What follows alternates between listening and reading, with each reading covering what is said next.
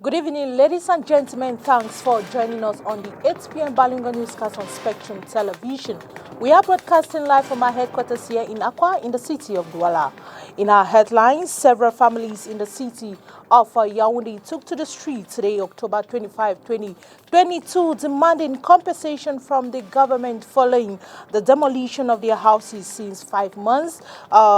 5 months, which has rendered them homeless. Despite orders for them to be compensated, they are yet to receive a dime. Also, in this newscast, the Minister of Youth and Civic Education, Mununa Fotso, has officially opened the African Education Fair in the nation's capital today, aimed at boosting the skills of young people and equally empower them morally. The event is taking place at the Esplanade of the Yaoundé City Hall. This and many more in a while. You're welcome once more on the 8 p.m. Balingo Newscast on Spectrum Television. It is a Balingo News. I will begin in the French language with you, Oriane. Bonsoir. Good evening, Catherine Koné. Mesdames et messieurs, bonsoir et bienvenue au journal. Une conférence maritime des États membres de la CEAC se prépare. La première réunion préparatoire a eu lieu ce 25 octobre 2022 ici à Douala. Objectif de la dite conférence, développer le potentiel économique des façades maritimes des États, une économie dite bleue. Inès Pangan et Nono Fautué pour les détails. L'économie dite bleue rapporte chaque année à l'économie mondiale une valeur ajoutée de 1 500 à 3 000 milliards de dollars. Dans le détail, il s'agit d'une économie non polluante fondée sur une utilisation des modes de consommation et de production durables, favorisant le bien-être humain et l'égalité sociale. Le Cameroun peut aspirer aux bénéfices de ces activités basées sur les océans et autres rivages au cours d'eau avec ses plus d'1 million de kilomètres de façades maritimes. Développer ce potentiel économique, c'est l'ambition que se fixe la première conférence maritime de la Communauté économique des États de l'Afrique centrale, en abrégé CEAC, sur la logique mer, sécurité, développement. Préparer la première conférence maritime sur l'économie bleue.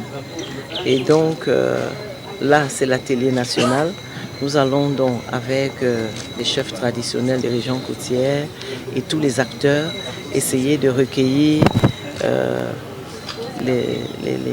les informations utiles pour préparer les rencontres régionales et ensuite le sommet. Les travaux qui se déroulent à Douala ce 25 octobre 2022 aideront à la définition d'une politique maritime en prenant appui sur une économie bleue durable, la gouvernance du milieu marin aux eaux intérieures et la sécurité maritime. Prennent part aux échanges les organisations syndicales, les populations riveraines représentées par leurs chefs, les associations, les ONG, les entreprises publiques et privées du secteur maritime. Le ministre des Finances, Louis-Paul Motazé, a ouvert ce jour les activités relatives à l'atelier sur la finance climatique. Il sera question au cours des travaux de trouver des voies et moyens pour que le Cameroun bénéficie davantage des retombées de ses richesses naturelles. Sur les enjeux de ces travaux, je vous propose cet extrait sélectionné pour nous par Olivier Bouzik. Donc en fait, il s'agit simplement pour nous de se dire que, étant entendu que le Cameroun est au cœur même, n'est-ce pas, du bassin du Congo, et le Cameroun fait des efforts, n'est-ce pas, pour la sauvegarde de ses forêts, il est question que le Cameroun puisse tirer avantage, n'est-ce pas, des efforts qui sont consentis. Donc dans ce sens-là, en fait, il est question donc pour le Cameroun, à travers les différents guichets, que ce soit la Banque mondiale, que ce soit le Fonds vert, et tous les guichets dont le ministre des Finances a parlé lors de la cérémonie d'ouverture. Il est donc question que le Cameroun puisse tirer avantage de cela et que, en fait, les ressources issues de ces efforts-là viennent renforcer, n'est-ce pas, viennent renforcer notre budget. L'atelier d'aujourd'hui, comme le ministre des Finances vous l'a clairement indiqué lors de la cérémonie d'ouverture, c'est de sensibiliser les différentes parties prenantes. Sur la question climat, première chose. Deuxième chose, maintenant, il est question de faire un examen critique un examen critique, n'est-ce pas, de tout ce que le Cameroun a fait jusqu'ici pour pouvoir adhérer à au processus de la finance climatique. Donc on va l'analyse critique entendant voir exactement dans la démarche du Cameroun, s'il respecte les procédures, s'il est sur la bonne voie, est-ce qu'il y a quelque chose à faire pour pouvoir corriger les éventuels dysfonctionnements. Donc en fait, à l'issue de l'atelier d'aujourd'hui, nous aurons les participants, à l'issue de l'examen critique qui sera fait, les participants vont nous proposer des palliatifs, des thérapies, pourquoi pas, pour que le Cameroun adhère sereinement, n'est-ce pas, au processus envisagé. Staying with you there in the city of Yaoundé, the Minister of Youth and Civic Education, Mununa Fotso, has held the official opening ceremony of the African Education Fair at the Esplanade of the Yaoundé City Hall. The event is aimed at strengthening the skills of youth and providing knowledge and activities from different sectors while building entrepreneurial skills. Details in the following report. In order to boost the skills of young people, empower them morally, while providing knowledge and activities from different sectors, the Minister of Youth and Civic Education, Mununa Fotso, has held the official opening ceremony of the African Education Fair at the Esplanade of the Yaoundé City Hall. First of all, as you know, the African continent is facing many challenges in the domain of education, and the major domain is to now change a paradigm of our education so that it should be focused on entrepreneurship, because we need more creators of wealth, that's the entrepreneurs, than other actors. That's why this initiative of JUSA is very important. This is a youth-led initiative that aims at sensitizing youth on that matter, that's entrepreneurship, and give opportunity to the models, the success stories, to show that it is possible to succeed. The event has been organized by the association Jeunesse Unie et Solidaire d'Afrique in collaboration with the Ministry of Youth and Civic Education. In this domain, and also offer opportunities to other young people, to encourage them to go in this domain, which is the major domain for the development of our continent. And the Cameroon government is around this initiative, is accompanying this initiative of young people to succeed, because it's a kind of peer education for us. And that's why we think that this initiative will contribute for the moral, civil and entrepreneurial rearmament of our youth. Several activities by artists and dance groups punctuated the ceremony, with a cutting of the ribbon for the opening of the show and visiting of the stands by the Youth and Civic Education Minister. And now several models of regulating the media will be considered, especially with the advent of digital media. Cameroon is joining the rest of the world to observe Global Media and Information Literacy Week with theme Nurturing Trust, a Media and Literacy Imperative, instituted by the UN and held in Cameroon by the National Communication President Joe Chobenken. Details with Josephine Binzi. With trust and solidarity being the pillars of media and information literacy, the National Communication Council President Joe Chebonken Kalabopse has in a press conference drilled pressmen and women on the dangers of misinformation and media illiteracy. Develop new initiatives in this sector.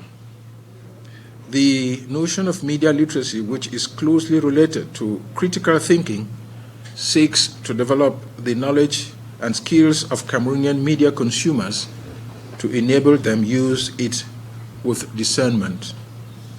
The term media here is not solely limited to traditional media organs like books, newspapers, cinema, radio, television, but also includes digital media.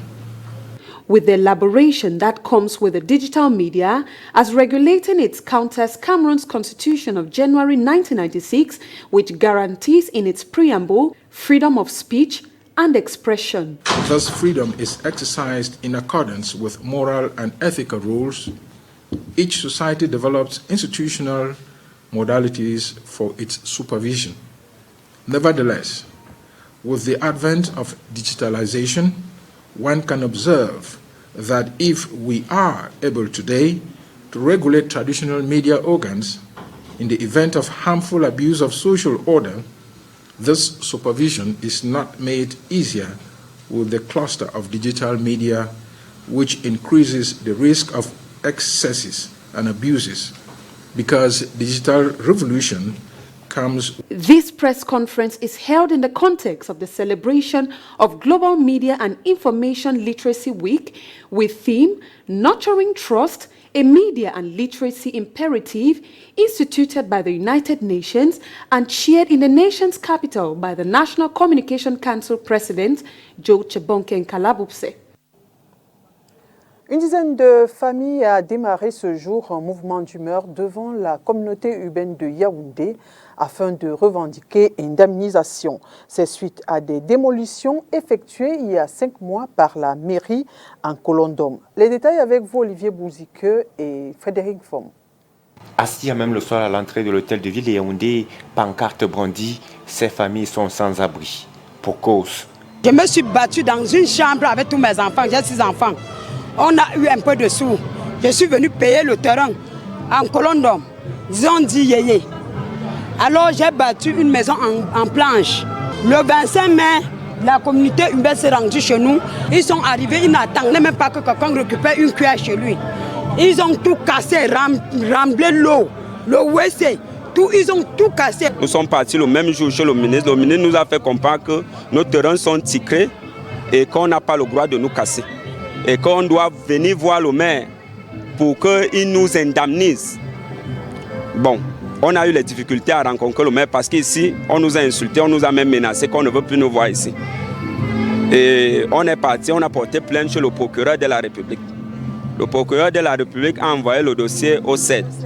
Au CED là-bas, on nous a entendus et on nous a fait croire qu'on a affecté nos enquêteurs. Donc notre dossier est resté 3 mois sans suite. Donc, les 2 mois que l'enquêteur a fait son travail et 3 mois sans suite. C'est l'autre jour qu'on nous dit que le dossier est perdu au CED. Après, ce n'est plus que le dossier est perdu, on a recouvert le dossier. Et puis, ce n'est plus qu'on a recouvert le dossier, ils nous disent qu'ils vont envoyer la procédure au parquet. La communauté urbaine et que la communauté urbaine a reconnu qu'ils nous ont cassés. Cela sans papier, sans aucune autorisation. Sans aucun rien. C'est-à-dire on est abandonné à nous que Christ sort. Beaucoup d'entre nous sont allés chez les oncles et nos oncles nous ont mis dehors. Donc 5 mois comme vous nous voyez là, c'est ma seule chaussure et mon seul habit. Et voilà mes 3 enfants qui sont là et ils cassaient jusqu'au puits. Coincés dans un jeu de ping-pong entre administrations, les déguerpis veulent être indemnisés pour que leurs enfants retrouvent le chemin de l'école. On souhaite que le maire, le président donne un ordre, que le maire nous indemnise. Je vis sur le terrain comme ça. J'ai pris les tôles froissées. J'ai un peu fait quelque chose, je suis dedans avec les enfants. Même quelques habits que j'avais réussi à sortir les habits, la pluie a tout gâté. Nos tentatives pour avoir un responsable de la mairie ont été vaines. We now take you to the Mbopi market here in the city of Douala, where businessmen and women are experiencing a difficult time to the poor electricity powering in the market. Josephine Binzi and Nono Fotre in the following report. Every corridor and pathway looks like this at the Mbopi market. Having a generator as an electrical backup plan has controversial reactions. Groupuscule de boutiques à un groupe électrogène. Ça fait une cacophonie que personne ne peut So many shops have generators, and it's a lot to bear. I ask myself how they live, and only God knows if the generators emit carbon dioxide. It's a shame that a market like this in the sub-region hasn't a prolonged electrical supply for the entire day. The council has asked us to pay certain indemnities, but they don't fulfill their end of the bargain. Infini, mais aucun retour sur investissement, même pas une lampe publique dans le marché. While some vendors see it as a necessity, the cost of doing business at this point varies. The fact that we spend too much money every day to buy petrol to put in our generators, so at times we finally add prices for weeks, because we saw weeks on machine, and those machine functions with energy.